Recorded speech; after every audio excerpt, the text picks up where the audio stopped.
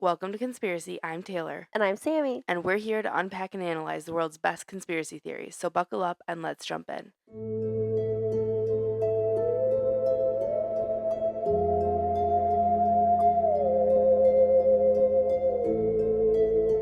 So I can tell you, Sammy, Coming at ya. We both got colds. Those kind of colds. Not like, brr, we're chilly, but we have colds. That intro was real fucking messy. We both started talking at the same time. Psh. But yeah, I can tell you I'm not very thrilled to be sitting here tonight. For two reasons. One, I feel like complete shit. And two, we've already recorded this episode once. Yeah. And tough break. Mind you, the night we recorded it, we had issues with our tech the whole night. Like, we were 20 minutes into the episode and realized it wasn't even recording, so we had to start over that night. And then when I go to edit it, we find out that your microphone wasn't even plugged in. Well, I think it was, but I don't know. Something's messed up. I think there was just a bad voodoo up in the universe. Yeah, that was just a rough night. So now we're here. What, a night? Three. Two nights before it drops, and I'm like, shit. Yeah, gotta do what you gotta do. Feeling like crap and having to record is not tremendously fun, but she's gonna buck up for you guys because we love our listeners. We're here to do it. And hashtag conspiracists. I feel like we gotta come up with like a name for our followers. What do we call our fan base? Like Selena Gomez, we're like the Selena-nators or something. Selena-dors. Because like we can't just be conspiracy theorists because those are a bunch of people that's not like honed to us. We need you guys let us know. Alright, if you have some thoughts, you need to like reach out. Throw them out to us. What should we call our fan base? Because, our fan base is quickly growing. We're almost at 200 followers on Apple Podcasts. Oh my gosh, are we famous? We're famous to currently 185 followers. Oh my gosh, you guys, you're making me blush. No, it's very exciting. I went on again today just to check, and I'm like, oh, yay. We've gone up 9 this week alone, so that's kind of exciting. Holla, holla at ya. Yeah. Which, by the way, now that we're to this episode, last week's episode, what was it? Last week was the tremendous McDonald's drop. All right, so after that episode, mind you, we finished recording at like 11 at night. It was late. We went to our local McDonald's because after talking about ice cream and McDonald's in general, you get hungry. I needed ice cream. We went there. We were waiting in the drive-thru to order, and it sounded like they were talking to the other person in the other drive-thru line that the ice cream machine was broken, and we were like hella pissed. I was really mad. But when we pulled up and asked for our McFlurries, they said it was working. So we got our ice cream and some french fries, and then we came back home and scarfed them down. But it was delish. I could have swore, though, because it was like a couple in the truck next to us, and I could have swore he goes, can I get a milkshake? And I thought he said, that's down. And I know I heard the guy say, it's down. Maybe he just didn't want to make it. He's like, you know what? It's broken. But no, it was actually up and running, which is surprising because when they do this cleaning process, it's normally at night. So I really thought we might get hit with it. When we heard the other intercom come over and say it's down, I was already planning, like, can we make it to the other McDonald's before they close at midnight? Yeah. But we didn't have to worry. I got my M&M McFlurry, and you got your Oreo, and it was a good night. It was delish. It was delish. We also had, now that we're re-recording this, we've had the Tough Mudder. We did that last weekend. We saw family this weekend. I had kids for an entire week. It's been a long week. I get kids for the first time tomorrow. Yeah. And mind you, on last week's episode. Which for you guys, it'll be, I will have kids yesterday. Last week's episode, you said, oh, it was my first week with kids. Well, that's because I was supposed to drop. And then there was issues with the tech, and so we had to re-record. It's all good. So Sammy's actually having kids now this week. I haven't really had kids yet. I lied to you last episode. I get kids on Tuesday of this week, so I'll have had them for 2 days by the time you hear this. Yeah, but pretty cool. I mean, not pretty cool. It was a long first week back. The first week always is tough, and mind you, it's all just like procedures. And so like it feels like it goes on forever, but it goes fast, but it goes slow. Unpopular opinion though with me, I absolutely hate the beginning of the school year. Oh, it's the worst. I wish I could just fast forward to week 3. I hate the first month of school. I hate teaching routines. I hate building that structure with the students. I just want to have it done and just jump in. Like if I could pay someone to do the first month, give them all the routines I want done, and then just be like, I'll come in a month and I'll take over. That'd be great. I hate building routines and being like, no, sit your butt down and raise your hand. No, you walk in line at a 0. No. Like, I absolutely hate it. It's the worst part of my job. Well, and the kids aren't used to being back at school, so it's like it's everybody's transitioning. And right now it's they're quickly learning, like, well, I can't just eat a snack whenever I want. I can't just use the bathroom 50 million times a day. Like, I'm like, nope, Like, we're there's learning. structure. Yeah. And I have certain kids that like will ask for a snack every 5 minutes. And I'm like, you guys, did your parents just like, and How I are you don't, hungry every 5 minutes? I, Mind you, I my don't want brain to, wants me to be hungry every 5 minutes, but I physically can't be. I don't want to deprive them of a snack because I know like some of my kids, like Sometimes they might actually need it. yeah, but like we have a built-in snack in the morning, and then we have lunch, and then our school 2 to 3 times a week provides a snack in the afternoon. Well, what I absolutely hate is our lunch ladies will deliver it in the morning.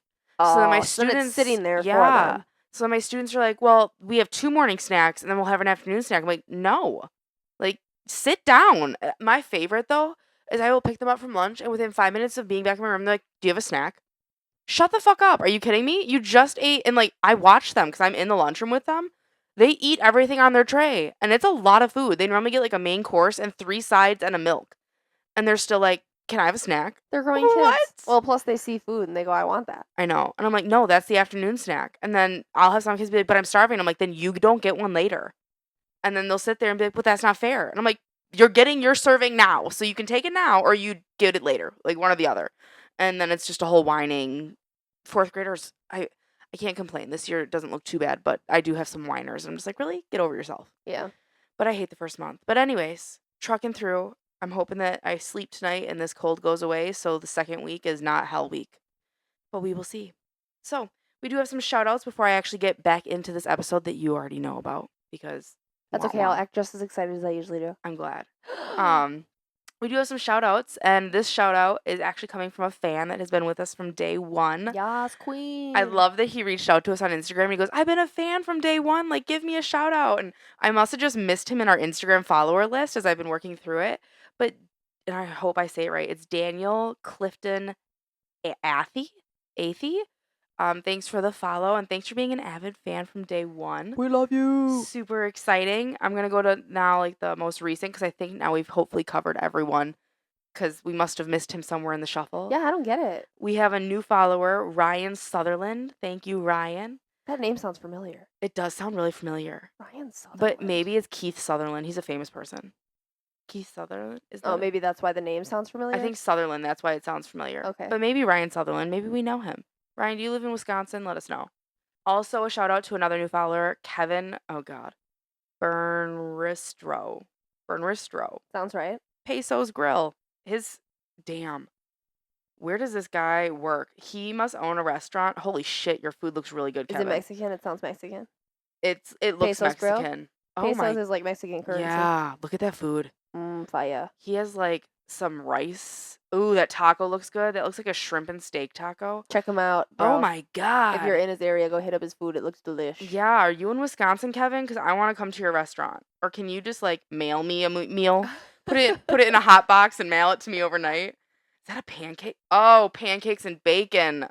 Oh my, I can't look at this because I'm going to get hungry. But thanks, Kevin, for the follow. Know that I want to come to your restaurant. That looks really delicious. All right, so we're going to jump into this week's episode. Seeing as we've recorded this twice, do you remember the topic of this week? I'm not going to spoil that. You tell me. Okay. Well, I know that you're probably not going to remember a lot of the facts because it's been a month since we recorded it the first time. I have an eidetic memory. I remember everything. Well, that fucking I could present sucks. on this. Could you? Yeah. Go for it. We are going to talk about Hollow Earth. We are going to talk about Hollow Earth. This was an interesting one for me because I literally had never heard about it until this summer. When we went on our REI trip, I want to say... I can't say I really knew about it until when we filmed it the first time. I did not know it was really a thing. I want to say it was Chris. Chris was the one that... Or maybe it was Seth. One of those two had brought it up, and they're like, yeah, like the theory of Hollow Earth. I'm like, what the hell is that? And they're like, it is what the title says, Yeah, like that apparently the Earth is inside hollow. of Earth is hollow. But we're really gonna dive into like the theories of like what's going on inside of Hollow Earth, and that's really the intriguing part Not about necessarily it. like is it hollow or is it not? Yeah. Just what would be happening within. Yeah. So like for the conspiracy, essentially, we're already just determining and stating that the Earth is hollow. Okay. But we're really gonna be diving into like what's happening inside Earth. Like why is Earth hollow? Yeah. So in our background, we do talk a little bit about like when did this theory come about. So there is some background knowledge, Just and not then a ton. I don't remember if this one had a ton or not. This has quite a bit of background, but I want to say a lot of my theories like you were talk in the about background. them in it. Okay. So they're like within. And how many theories do we have on this one? Because I don't remember. The fuck was that? Something seemed to have fallen in the kitchen. I'm glad you're back to the kitchen door and not mine. That was really scary. Oh, Mom's hello? down. Oh, God. We thought someone was burglarizing us. That was horrible. Yeah, but it's fine. I'll just edit this out. What the hell? And I heard doof of something falling. I'm like, something fell in the kitchen. I thought we were all gonna die. I'm like, because that wasn't just a little drop. Oh. Shout out Aunt Nancy for the wooden eggs. That's the first time Mom's ever made an appearance on an episode. Wow. I'll just leave that in. That was our mom. No, it's looking like 6 theories. The last 4 are pretty short though. The one is in Antarctica. Shut the fuck up. Oh, I'm sorry. We're not saying any of that. Now I have to cut that out. No talking. Snip, snap. All right. Snip, snap, snip, snap, snip, snap. So it looks like I You have have no idea the toll that 3 vasectomies have on a person. Sometimes you are a lot to have to sit down with and do these episodes with. Okay. I love The Office. So 6 theories, 4 of them look quite short, 2 of them are more heavy and bulky. But let's get into it. We're going to jump into the background. So the hollow earth theory dates back to the year 1818, which... That's really old. That's what I was thinking, because, I'm sorry, in the year 1818... in 1818, you were just... food wasn't even invented. Okay, Sammy. You're hunting for everything. I can't imagine they're digging into hollow earth. You're already giving me a headache this episode. I feel like 1818, you're just survival, not what is on the inside of the earth. Yeah, I feel like we're cavemen at that point. I feel like at that point you're fighting off a T-Rex to survive. Yeah. Granted, that's where I'm at. I know that it's not, but in my head I'm going, oh my god, they had to fight for their lives against pterodactyls swooping from the sky. Yeah. Yeah, I'm glad we're on the same page with that. So this theory was presented by a man named John... Wilkes Booth. Oh my god, Sammy. Isn't he the one that shot Abraham Lincoln? We're done talking today. Am I right about that? Maybe we should just cut it here. Just research the podcast yourself, you guys. No, but Hollow Earth. Yes, Sammy, but we're not talking about him. History buff, here I am. You're not, though. So, I memorized these names for the theory, and then I forgot them, and now I'm like, do I even say them right? That's okay, brush up on them. And don't be like, I think I'm saying this right. I am going to say that. Just be confident. I'm not going to be confident. So this theory was... You say that every time. I think I'm saying this right. Kevin Malone. Did you notice how I didn't ask you how you are this week? Thank you. Thank you for that. Yeah, because I was told on the last week's episode that you want to throat punch me when I asked. Girl, our neighbor... What did I say this last time? Kent even asked. Have you gotten groped this week or something? something? Have you been fondled today? Yeah. Because you were like, I hate that you asked me how I am. You're like, I'd rather you ask me, have I been fondled? And I personally love how I get home from work. Only by myself. And Kent's outside talking to Mom, and he goes, hey, Sam, have you been fondled today? And I'm like, he's listened. He's an avid listener. Day of. All right, back to the theory. But yes, so 1818, presented by a guy named John. I'm not even going to try to say his last name. Wilkes Booth. Oh, my God, I hate you. So John proposed that the earth was hollow. I have whole written there. Oh, that the probably earth didn't was make much whole. sense. So he proposed the earth was hollow with access points at each of the poles, the North and the South Pole. For many years, John worked his butt off in attempts to get grant money, like funding, to be able to travel to what he thought were these access points at the poles to kind of do some exploring himself. John himself never actually went on an expedition to the poles, though. However, there is another man named J.N. Reynolds who followed John's work religiously. Oh, I do remember you talking about that. Yeah. Because I thought it was weird that he himself had never went on an expedition. Especially but I suppose if funding in 1818 wasn't the greatest. Right. And it's not like you're jumping on a plane to go somewhere. Wasn't this years later? I don't even know if planes were invented in 1818. When did Amelia Earhart... Well, Amelia Earhart didn't She wasn't the first one. It was the Wright brothers. Yeah. History buff over here. I was going to say Watson and Crick, but I definitely know they... Who the fuck are Watson and Crick? They sailed with Sacagawea. And Mr. Garten, my 8th grade history teacher. What, he's not Sacagawea? No, it's Sagagawea. Everyone says it wrong. If you look in history books, it's pronounced Sagagawea. I'm sure it is, but I've been taught Sacagawea. It's prettier. But yes, apparently the correct way is Sagagawea. It's the one thing that I remember from 8th grade history. Way to go. He was an amazing teacher, and I should remember more, but I'm sorry, history is a lot to retain. Anyways, there's another man named J.N. Reynolds who followed John's work religiously and was willing to carry the torch and continue his work, because I don't know if this other man died or if he just got to the point where he was too old and he's like, I can't make an expedition.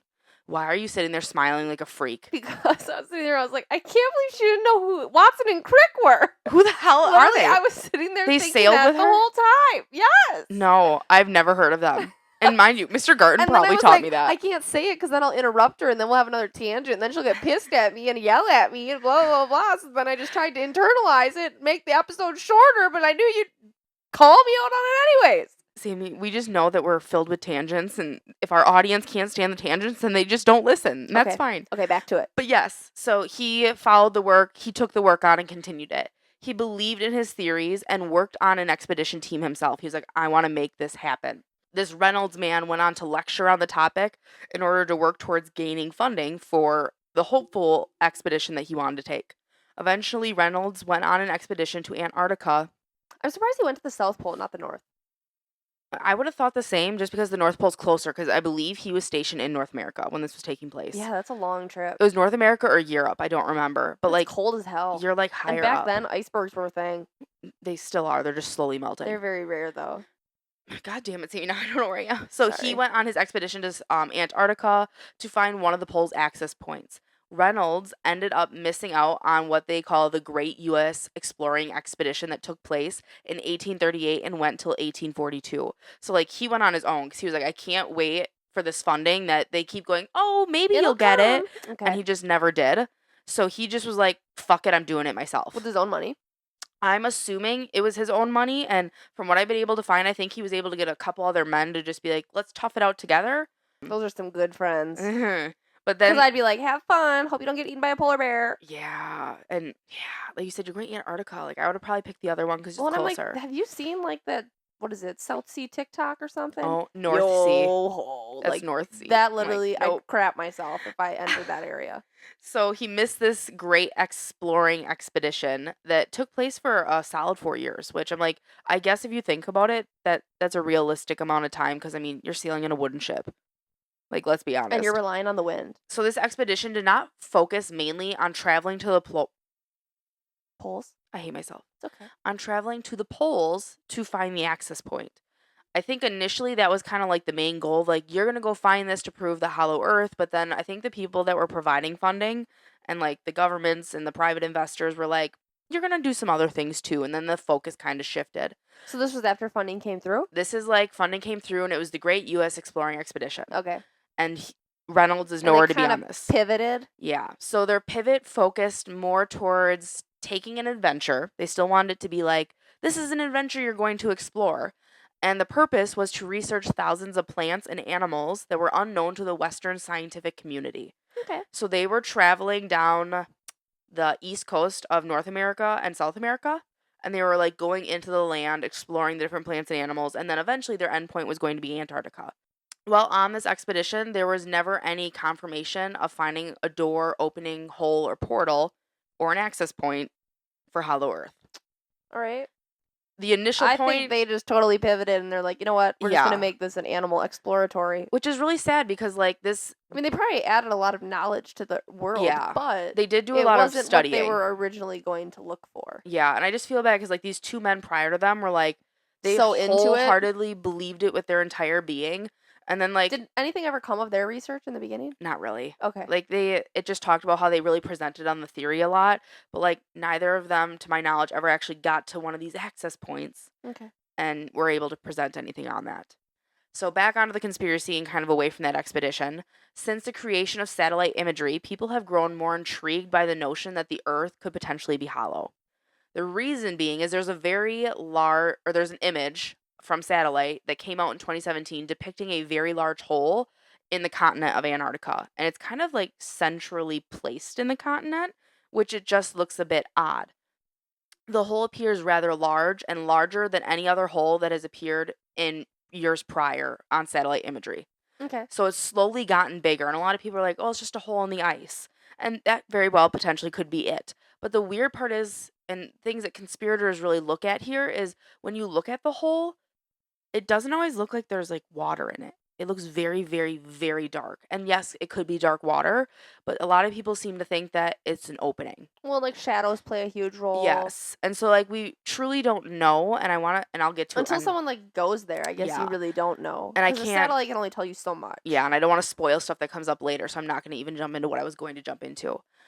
But a lot of people that like try to like debunk this conspiracy go like global warming and the Like, ice it's is just the ice melting melting. and But don't it's get me weird wrong. that it would melt right in the middle. Yeah, and don't get me wrong, global warming 100% is a thing. I do believe that. I'm sorry. I know that a lot of people, it's a touchy subject, but I do believe global warming's a thing. But with this conspiracy, I'm like, it's kind of odd that like it picked the middle. Normally it melts off the edge. Yeah.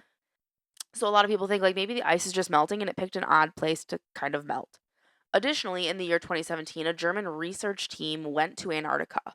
While they were on this mission, they were collecting what they called core. I just want to make sure they're called. Oh, those core samples? Yes, thank you.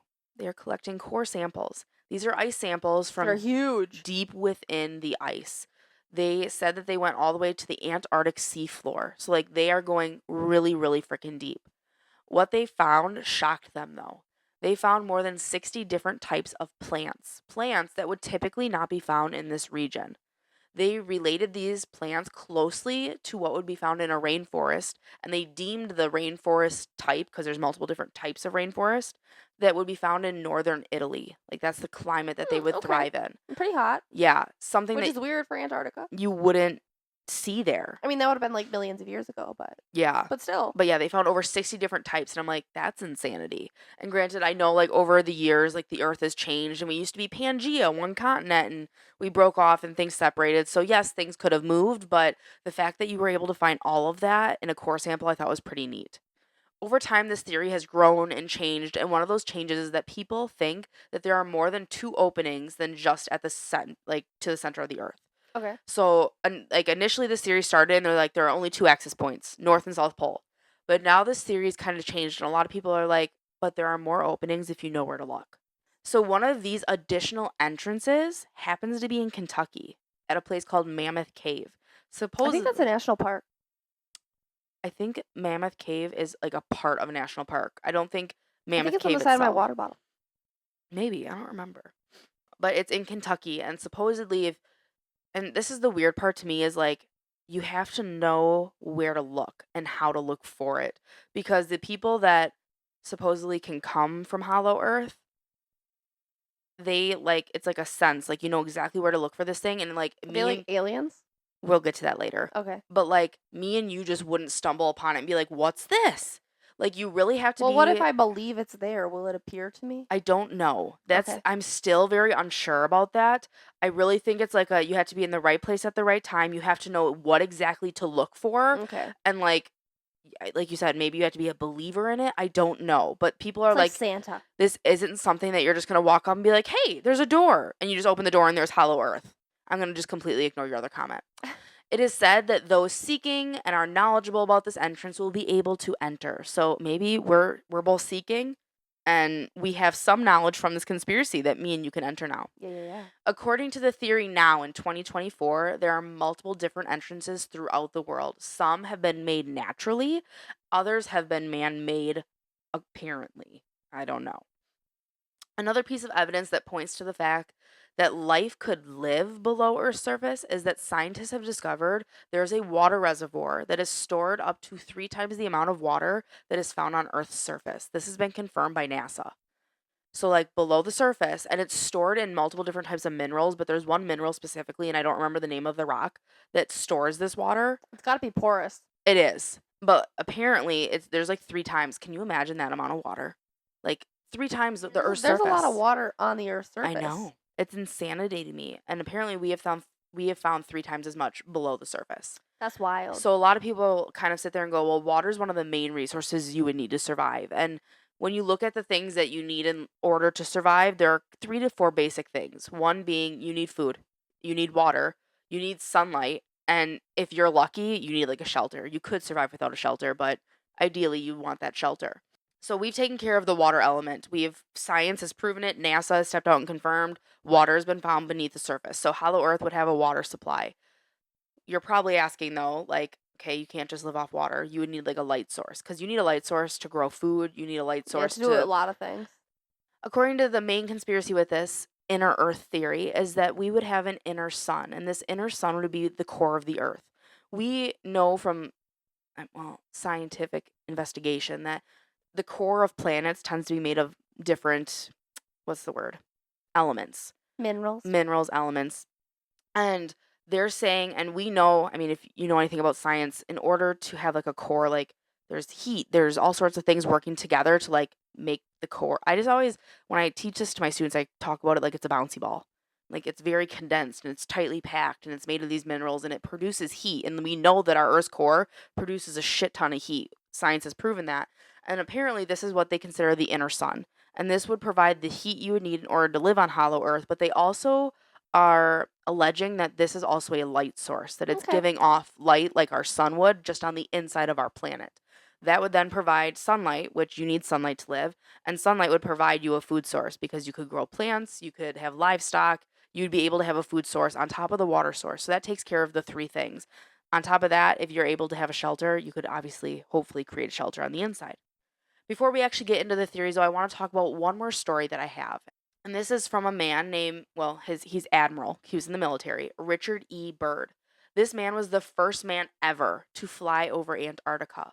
The one thing I absolutely love about this man Have is people flown over Antarctica since? yeah, Oh, okay. now, but like he was the first one to ever do it, Okay. and it was just kind of like a huge. It was like Amelia Earhart when she like Yeah. did the first like big thing across the ocean and cross country. He was the first one to go over Antarctica. And the one thing I absolutely love about this man, he was smart enough to write everything down. We love that about a guy. Oh, that is green flag right there. Love it. So he went over, had this exploration. I'm going to get into exactly what he talks about. But he came back then and he was jotting this shit down. So he remembered every aspect of it, which kudos to you, my guy. I love that.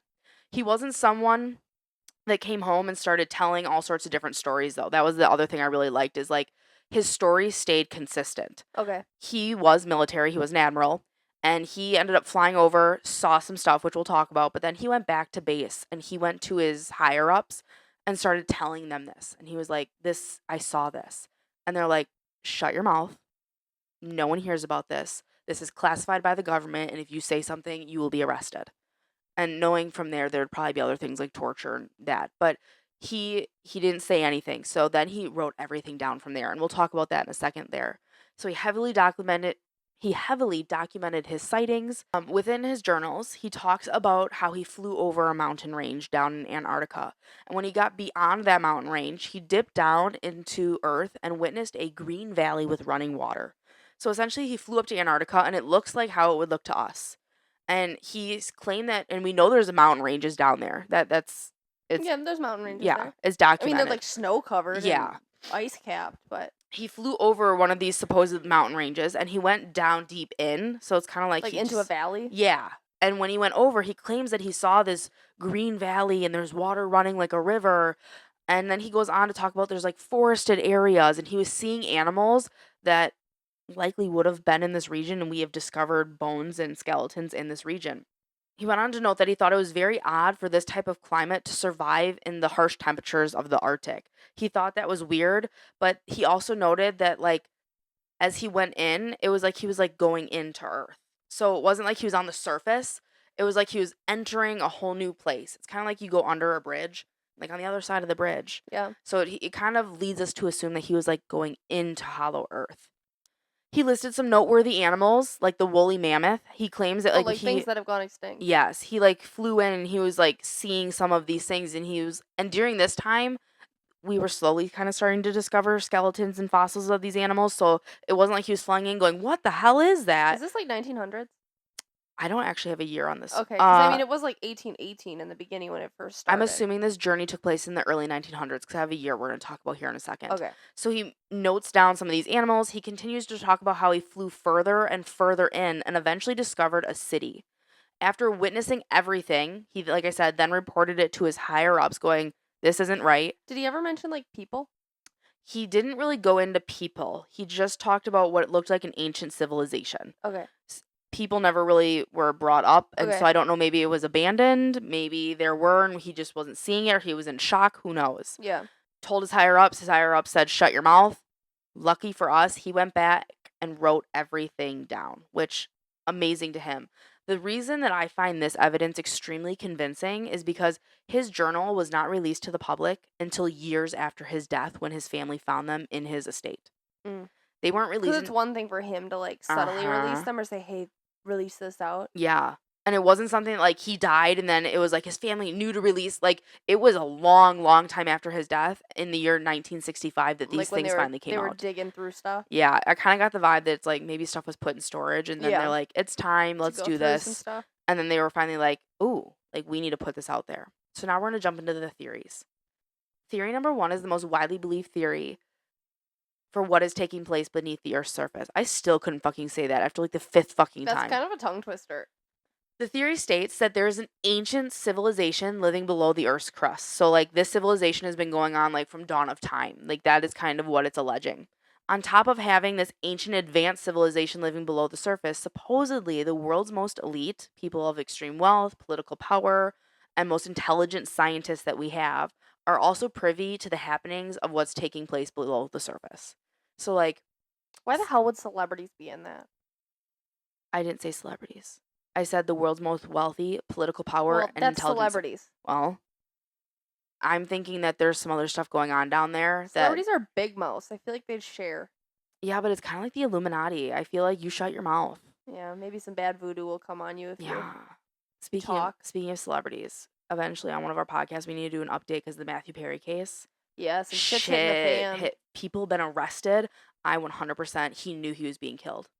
I don't know maybe if it was necessarily Illuminati, but I mean, his frickin' live-in assistant was the one like giving him these high doses of medication that killed him. So we'll get into that another time. But supposedly these world's elite also know and are privy to everything going on. The civilization has technologies that we could never dream of having, supposedly. The word advanced or futuristic apparently doesn't even begin to describe the technology that they have below the surface. Who's telling us this? The theorists. Okay. So I don't really know who's saying it. Okay. Everywhere you research, apparently they just have really futuristic technology. Okay. When dipping below the surface and entering Hollow Earth, you are met with a city named Agartha. This is what is known as Hollow Earth. My understanding is that it's one massive city inside of Earth. Okay. It's not like you go to North America and South America and like they don't have Europe. Continents or anything. Yeah. So it's kind of just one big city in theory number 1.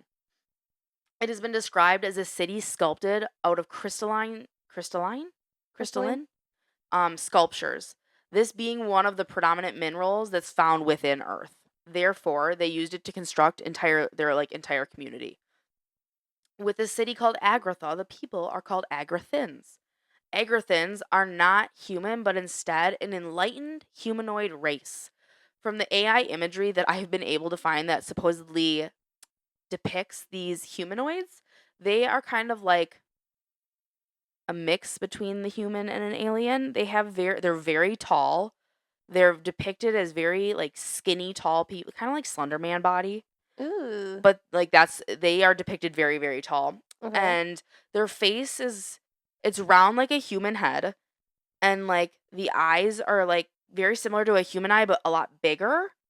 And it's like their nose isn't really it's like two just like holes. It's like Voldemort? Yeah, it really is. It's like Voldemort's face on Slender Man's body.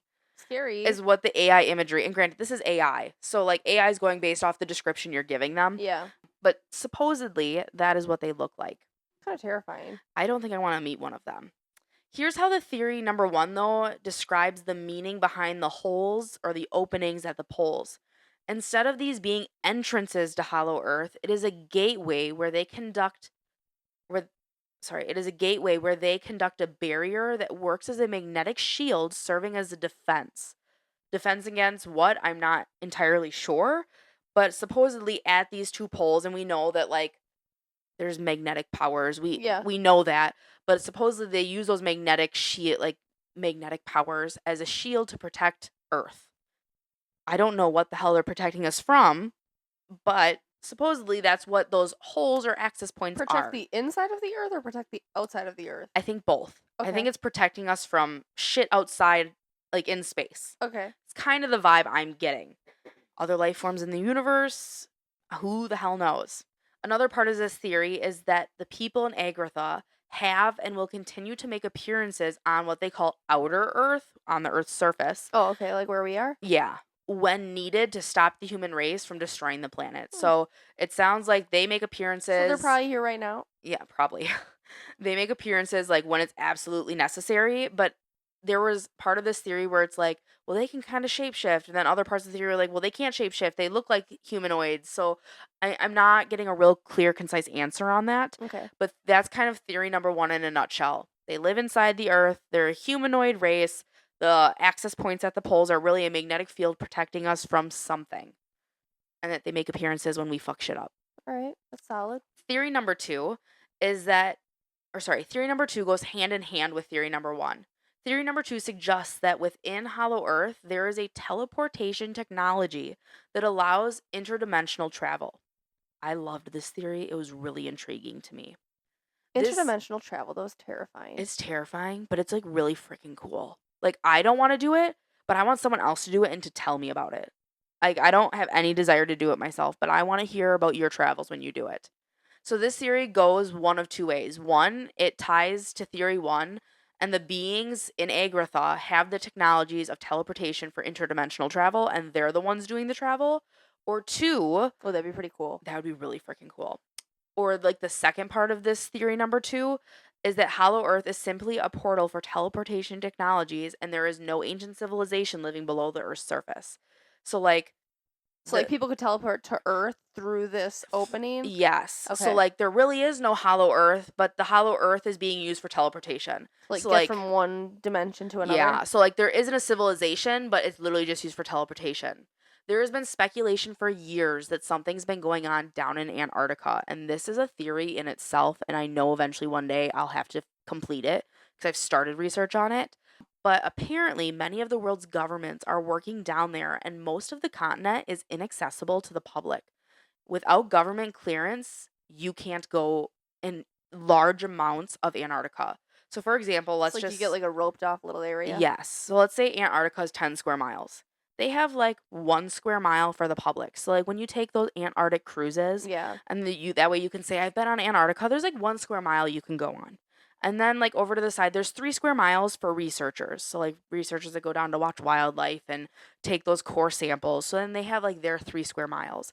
But then when you look at the other 6 square miles that are left, it is heavily like guarded, inaccessible to the public by the world's governments. Weird. You can't go there without extremely high clearance, which is really sketchy to me. But many have stepped out saying, and these are people that have worked in these clearance areas, many have stepped out saying that there are other things taking place down there that like would terrify the shit out of the world. Over the last 3 to 5 years, there have been multiple government officials from around the world who have stepped down from their roles and have gone into what they call hiding because they have spoken out. I'm assuming when they say hiding that they're dead.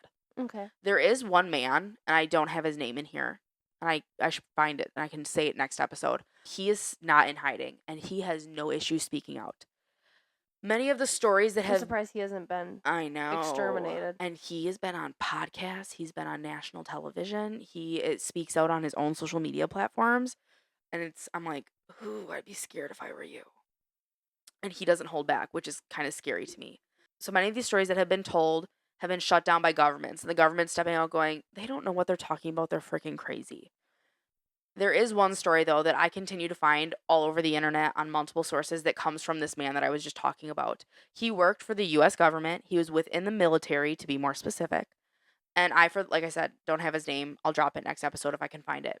He claims that he would often be sent on missions to Antarctica in order to help keep government officials safe. So, like these people. Do you know, was he an American? Yes. Okay. He was an American. He worked for the government and specifically in the military, and he was used for protection. Because I know there's more than just the American government working down there. There is, but he was specific to U.S. Okay. So, supposedly, he would have missions where he would be sent down to protect high government officials that went to this secluded area that no one can go without clearance.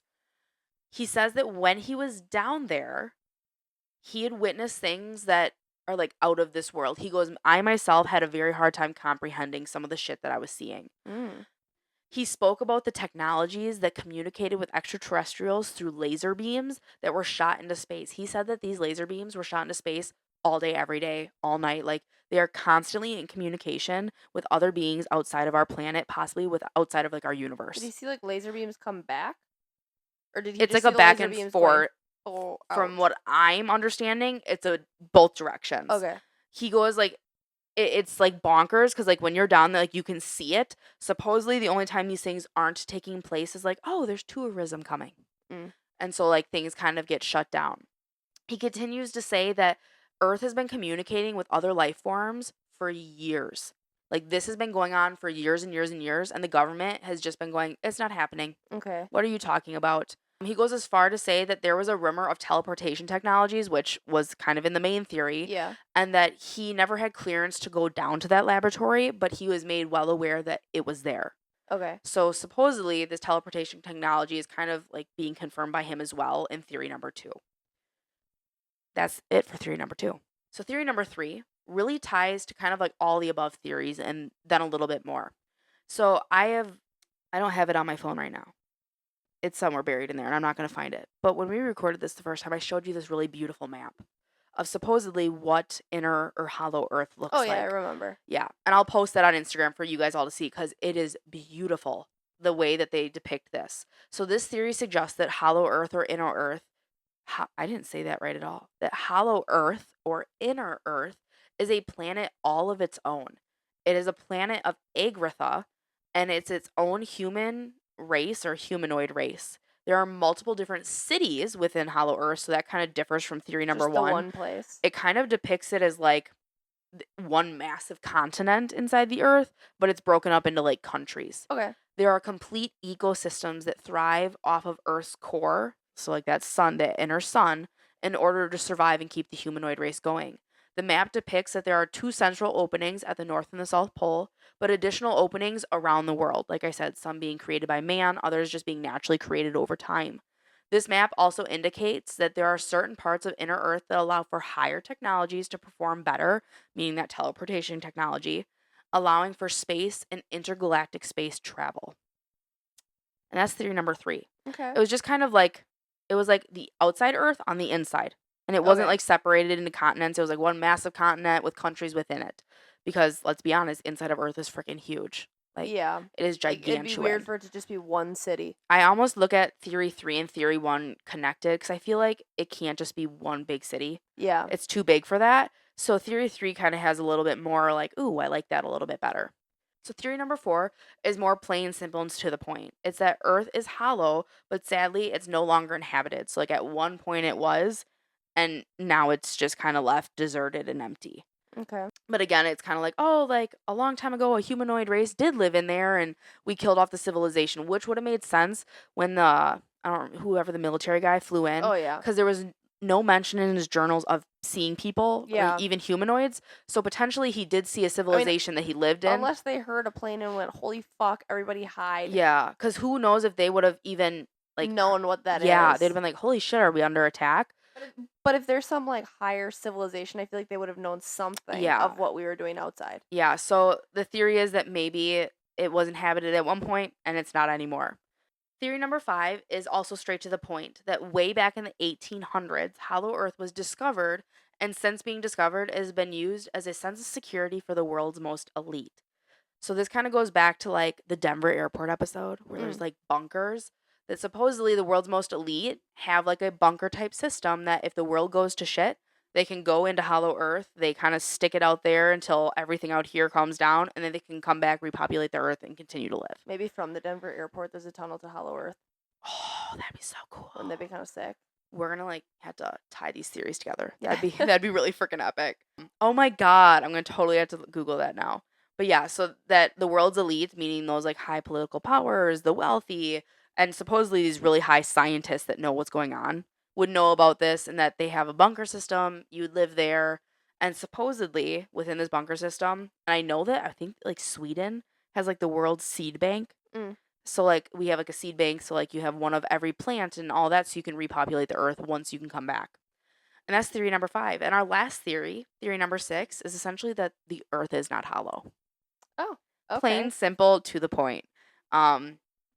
Like I said, this whole theory was about how Earth is hollow, but like my last theory is that it's just not. There's always people that will believe Yeah. nothing. That This was a hard one for me because I myself, I'm not a believer in hollow Earth. I don't think it is hollow. I mean, you made a compelling argument. That's that, the like, thing. But like with the science that I know, Yeah.